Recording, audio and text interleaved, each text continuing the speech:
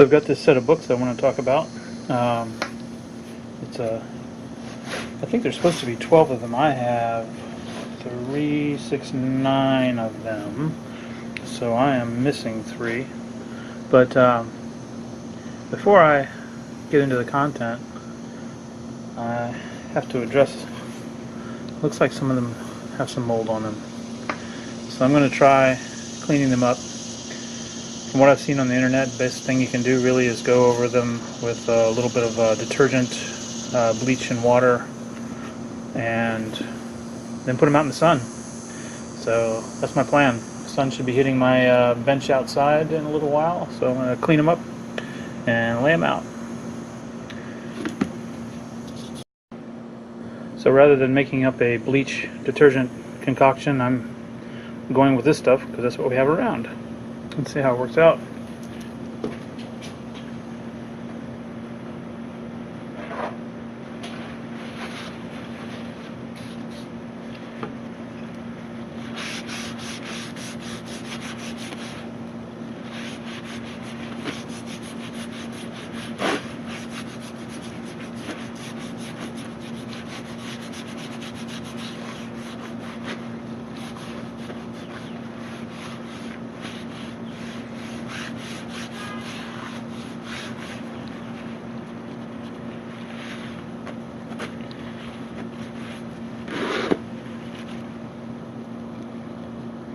There's some little areas in the embossing. You can see this has actually got, embossing to it. It's kind of hard to get inside the little letters and things. I don't want to just spray it. I think that would be more likely to do damage. So I'll call that good for now.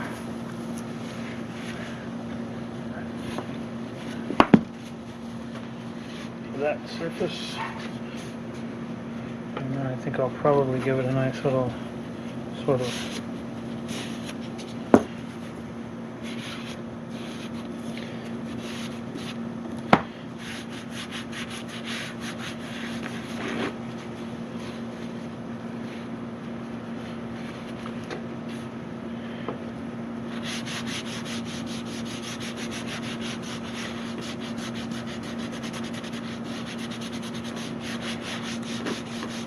the thing with mold, if you put it in your library with your other books, it will spread.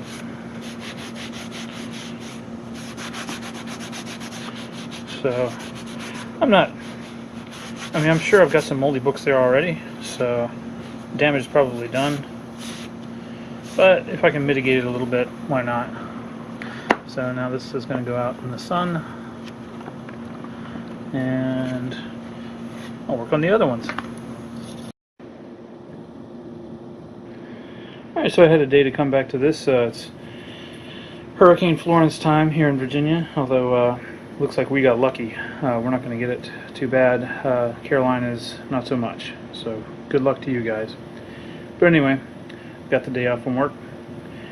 And, alright, so I wanted to show what I was going to earlier, but like I said, these things were had actual mildew and mold on them, so I went ahead and cleaned them on the outside and along the edges with a disinfectant product, and then I set them out. We had a good sunny day, and I just had them sitting out there for a while.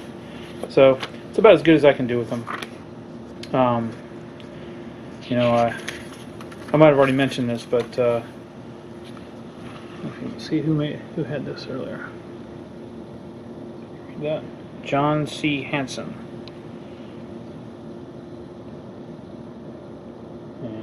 Can't see where he's from, but one of the guys one of the YouTube videos I watched on restoration, said, hey, there's mold and mildew everywhere.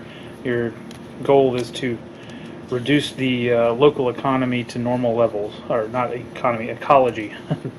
So that's what you're trying to do with mold and mildew. So dedicated to electrical progress.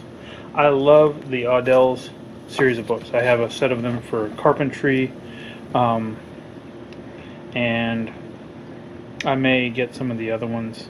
When I went to look for these, there was a set of the Steam ones, Steam Engineers ones that was going pretty cheap, and I let it go because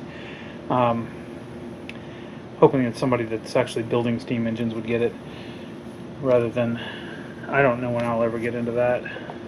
I enjoy watching the guys who work with it, but it's I have too many hobbies already.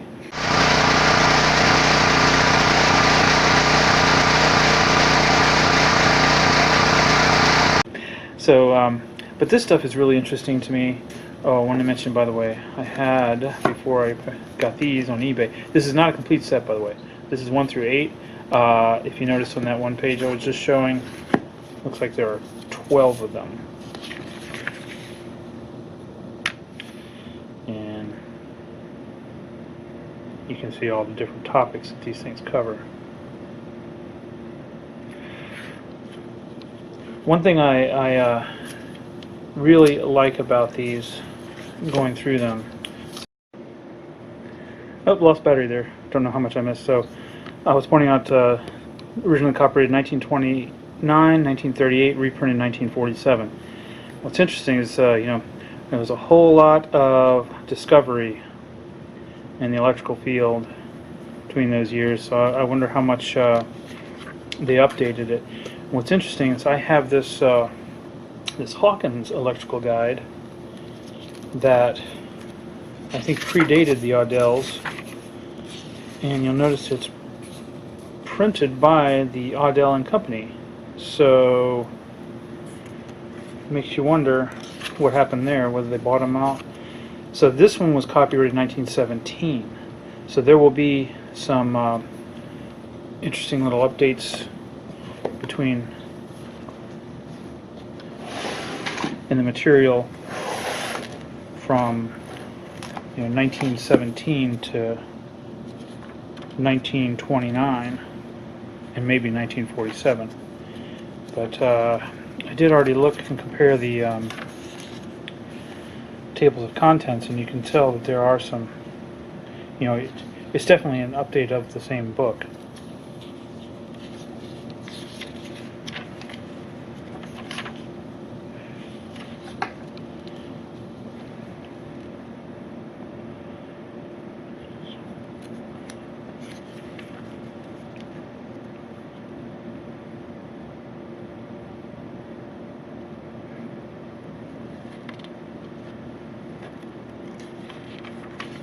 This is the part that I think will be really interesting.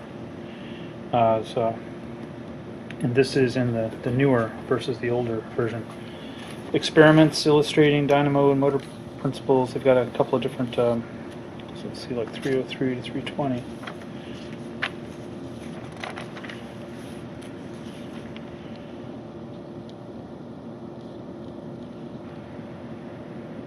The Gilly-Graham machine and the Miller-Cohen dynamo. I'm just wondering if I'll come up with some neat projects to make, That would be kind of cool. So this is a Gilly-Graham machine. Looks to me like a little generator, because you're turning the crank handle.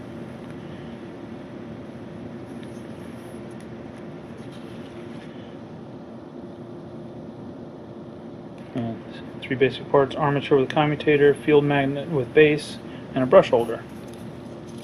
So if you watch Mr. Pete, aka Tool Kane, he's made some little examples of these. But anyway, that's my interest in these. It's also just it's very these are great references. I mean, this is sure we've discovered a lot since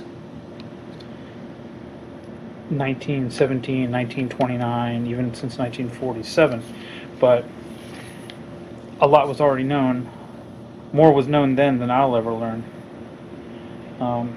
I do find it interesting the fact that they speak with a certain humility in the way they write these. They talk about some of the phenomenon as being, still under study. It's something that they're just upfront about the fact, hey, this is something we know how to use, but we don't exactly know how it works. And I think that's actually true of a lot of technology today, but there are a lot. I think we're less apt to admit it.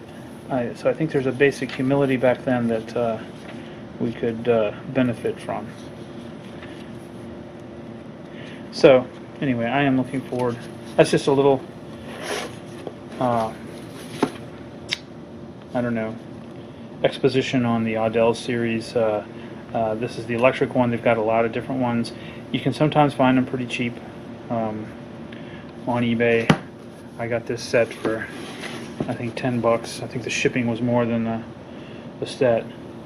But you know, a rainy day can definitely be spent profitably looking through these things, and might give you some education, some great ideas on projects. I will be looking forward. I'm just showing this so you can see all the titles. I hope you can read that through the screen there. But everything from, you know, testing instruments and tests, storage battery, dynamos, DC motors, alternating current principles and diagrams, power factor, alternators and transformers, AC motors, windings, reconnecting, maintenance, converters. And if I could learn some of that stuff, how to rebuild old motors, you know, that's kind of a lost art. I mean, I know there are other people out there who know how to do it. I certainly don't, and you know, it's not like you have a shop on every corner that does that anymore. Relays, condensers, regulators, rectifiers, meters, switchboards, power station practice. Check that out. Wiring, house light and power circuits. That'll be interesting to look at. I wonder if they actually have the old ceramic bare wire holders from the old houses shown in there. Code, electric code. I think that'll probably be out of date. But hey, railways, signals, elevators, gas engine, automotive, aeronautical. Hey, $10. This is great. Keep your eye out for these. They're really neat. Oh, and for an idea of what's missing from my set, so like I said, I have 1 through 8. So here's 9 through 12. So 9 is radio, telephone, telegraph, bells and signals, motion pictures, talkies, lighting, illumination. And then we have electric refrigeration, heating, x-rays, plating, welding pumps, compressors, domestic farm appliances, electric calculator. Ooh, I'd like to have this one, number 11. Electric calculator for engineers and mechanics, practical mathematics for ready reference. And then the last one is the new electric dictionary and cyclopedia of words, terms, phrases, library index. Yeah, I would, if I could get 9 through 12 from somewhere, that would be good. I'm not going to spend a lot of money on it, but I'd find those interesting to go through as well. Oh, one last note. So here's some examples of like what, you know, you're going to find as a difference between 1917 terminology and what we use today. Look at the kinds of electricity they talk about here. Can you see this? Static, current, dynamic, radiated, positive, negative, atmospheric, frictional, resonous, vitreous. What the heck is resonous or vitreous? And what's the difference between frictional and static? I have this feeling we don't use those terms in the same way today. Let's see what we got.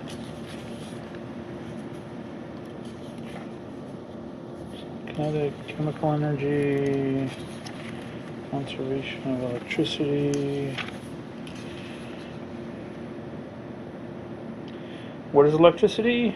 Frequently asked, not yet been satisfactorily answered. I doubt you'll find a textbook today that will say that. While the nature and source of electricity still remain a mystery, many things about it have become known. Alright, so radiated electricity is electricity in vibration. where the current oscillates or vibrates back and forth with extreme rapidity. It takes the form of waves, which are similar to waves of light. Okay, so that's what they're talking about. Radio waves. Negative electricity, positive. Atmospheric. Free electricity of the air, which is almost always present in the atmosphere. Its exact cause is unknown. Friction. Frictional, that produced by the friction of one substance against another. I think we just lump that under static nowadays. Resinous, kind of electricity produced upon resinous substance such as sealing wax, resin, shellac, rubber, or amber when rubbed with wool or fur. And they're saying that's negative electricity. We just put that under static. Vitreous, a term applied to the positive electricity developed in a glass rod by, again, all different manifestations of static electricity. Oh, sorry, I was off the camera there. That's what I was reading just now. So yeah, like I said, I definitely expect to learn a lot from these, but just keep in mind that there's going to be points where this just sort of leaves off, and if I get to where I know everything in these, then I'll have to look to more modern sources. But I don't think that's going to happen, that I'm going to run out of, ignorance.